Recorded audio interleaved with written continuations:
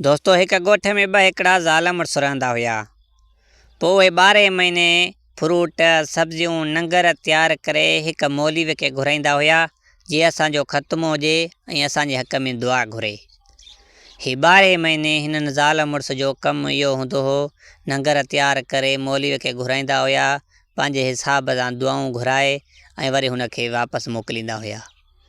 हिक ॾियारे मौलवीअ खे घुराए नंगर बंगर तैयार करे उनजी ॾाढी ख़िदमत कयनि, हुनखे कमरे में वठी अकेले में हिकिड़े में विहारियुनि। उनजी पंहिंजे हिसाब सां जेको हुननि जो हाल हुयो सो मौलवीअ खे ॾाढो खाराए पियारे ऐं मौलवीअ खां दुआऊं सुआऊं घुराए पंहिंजे हिसाब सां हिननि रवानो कयो। पोइ मुड़ुस खे पंहिंजी ज़ाल चवणु लॻी, अड़े ॻाल्हि ॿुध, मुंहिंजी हिन टेबल ते पैसा पिया हुआ, तूं त न खयां? हिन चयो, न इहे मां त कोन खयां। चई त ॿियो को ॾिस, ओसो पासो जांच मथां हेठि मथे किरिया हुजनि। हिन ज़ाल मुड़ुस ॿिन्हिनि ॾाढा पैसा ॻोल्हिया पर हिननि खे पैसा हथ न आया। हिननि पाण में दिलि में सोच कई ऐं पाण में चयूं त बणा असांजे घर में न ओतिरो माण्हू आयो, न असांजे घर में को अहिड़ो ॿारु बचियो आहे, ही पैसा टेबल तां काॾे विया?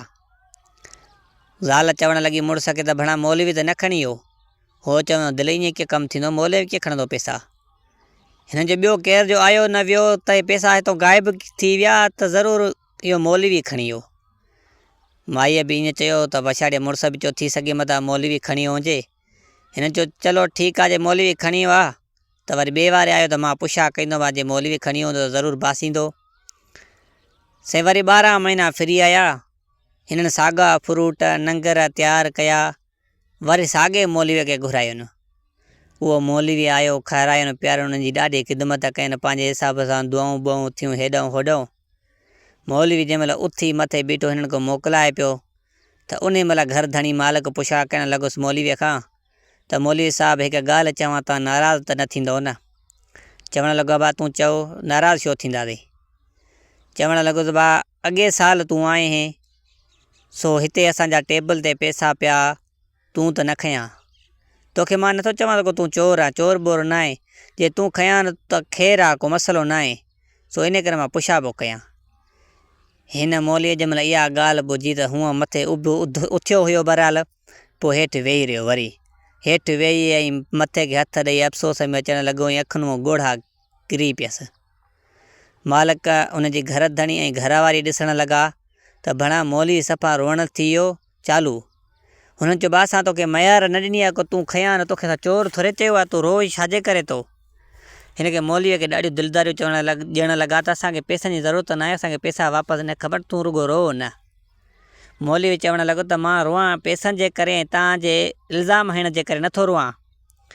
मां रोआं इन करे थो जो इन ॾींहुं तव्हां मुंहिंजी ख़िदमत कई, उन ॾींहुं वाक़ई इन टेबल ते पैसा पिया हुआ, मूं ॾिठा, मूं सोचियो त हाणे तव्हां हेॾे होॾे पंहिंजे कमकार में छा कोठियां सो रिधल हुयो त मूं अहिड़ो कमु कयो, उहे पैसा खणी हीअ जेको कुंड में भलो साईं पियो आहे क़ुर शरीफ़, मूं इन में रखी छॾिया।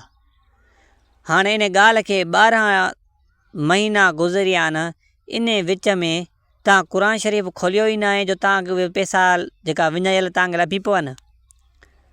तव्हां मुस्लमान था सॾायो, ख़तमा ॾियारियो था, मौलवी घुरायो था, पंहिंजे हिसाब सां हेॾा उथियल वेठियल माण्हू, हे क़ुर शरीफ़ कुंड में पियो आहे, उहो जीअं आहे तीअं पियो आहे, तव्हां 12 महीना थी विया आहिनि, सो तव्हां खोलियो न आहे। मूंखे इन ॻाल्हि जो दुख वञे ई कोन थो, सो मूं पैसा इन में रखा, तव्हांजा पैसा विञायल हुआ, जे तव्हां क़ुर शरीफ़ खोलियो आहे शायदि तव्हांखे उहे पैसा मिली वञनि हा। तव्हांजो जेको वहम हुयो त मुंहिंजे हिसाब सां त मौलवी पैसा खणी वियो आहे, तव्हां ग़लति हुयो, तव्हांजो इहो वहम बि दूरि थी वञे हा, शक बि दूरि थी वञे हा। तव्हां कहिड़े हिसाब सां मुस्लमान आहियो? दोस्तो, हिन कहाणी जो मक़सदु इहो ई आहे त असां जेका बि आहियूं मुस्लमान, सो क़ुर शरीफ़ असांजे घर में हर हिकु घर में पियो आहे। अगरि असां घर में लॾो न आहियूं रखंदा नए घर में, अगरि क़ुर शरीफ़ विहारींदा आहियूं, उन क़ुर शरीफ़ खे असांखे 12 महीना थी था वञनि, कंहिं महिल खोलियो था, कंहिं महिल न बि खोलियो था, उनखे तव्हां ॾिसो ई कोन था। मुस्लमान बि सॾायूं था, कलमो बि पढ़ूं था, निमाज़ूं फ़र्ज़ पंहिंजे जाइ ते, पर असां सिर्फ़ु क़ुर शरीफ़ खे 5 मिंट ॾींहं में जा कलाक हिकिड़ो नथा ॾिसी सघूं।